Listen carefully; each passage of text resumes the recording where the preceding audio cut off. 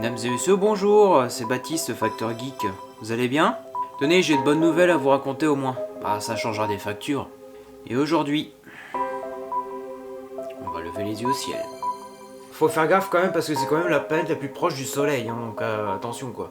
Bon, ça va, j'ai compris. Bref, aujourd'hui, on va parler de la première planète du système solaire en partant du soleil. J'ai bien nommé la cousine de la Lune, la planète Mercure. Jingle.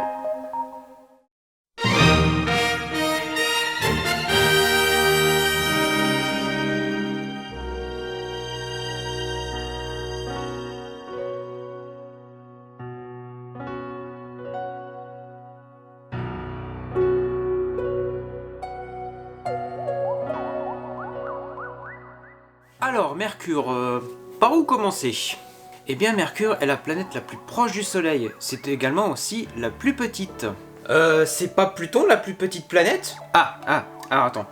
Pluton ne fait plus partie des planètes du système solaire depuis 2006, d'accord? Alors Mercure, hein, c'est simple. Vous prenez la Lune, vous la grossissez un peu et tac, vous avez Mercure. Allez, ciao ciao, au revoir.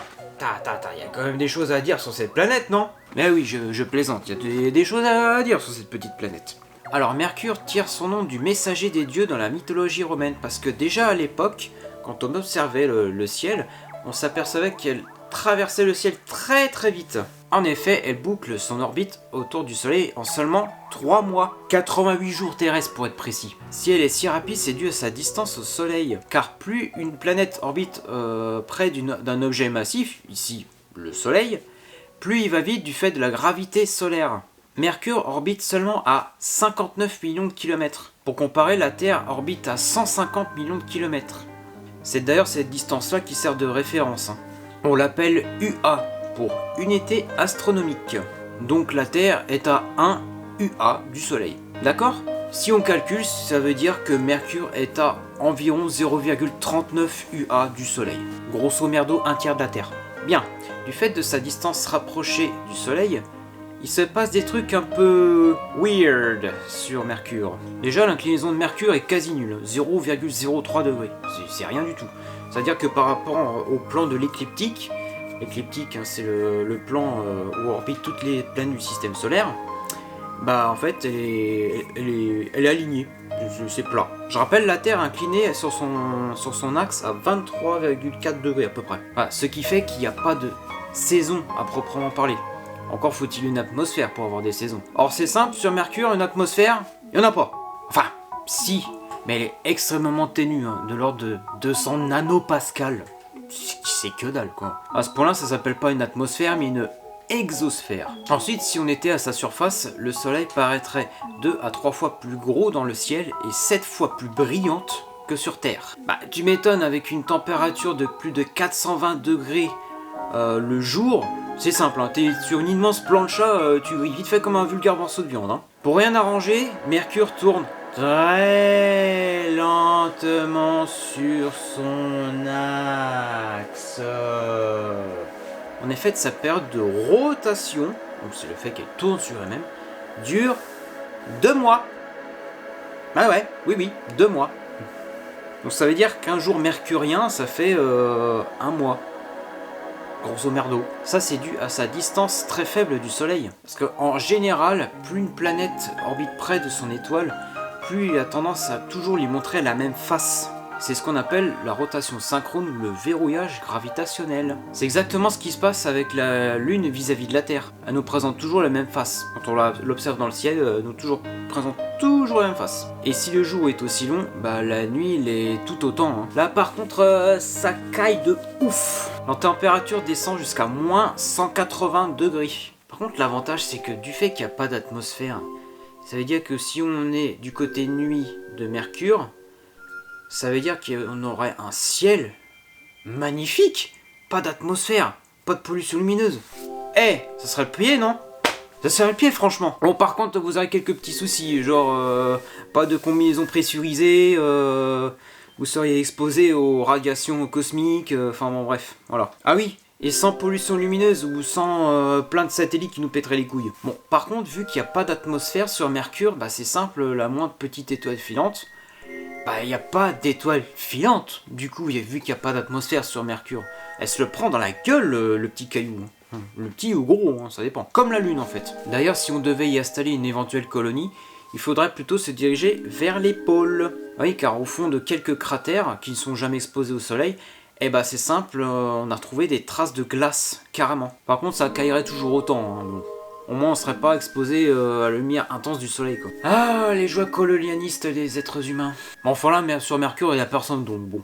Pas de massacre de population, pas de conversion à une religion quelconque, tout ça quoi. Bref, je m'égare. Ensuite, quoi d'autre? Bah, Mercure n'a pas de satellite naturel. Non, elle en a pas. Et comment on sait tout ça sur Mercure? Eh bien, il se trouve que la NASA y a envoyé 2 sondes. C'est pas vrai, c'est des conneries, c'est le fait qu'on n'est jamais allé sur la Lune. Oh putain, ça y est, je parle d'astronomie, des connards conspirationnistes qui viennent sur ma chaîne YouTube maintenant. Et voilà, comme toujours, ce sont ceux qui révèlent la vérité qui sont censurés par les autorités. Veuillez m'excuser pour cette interruption.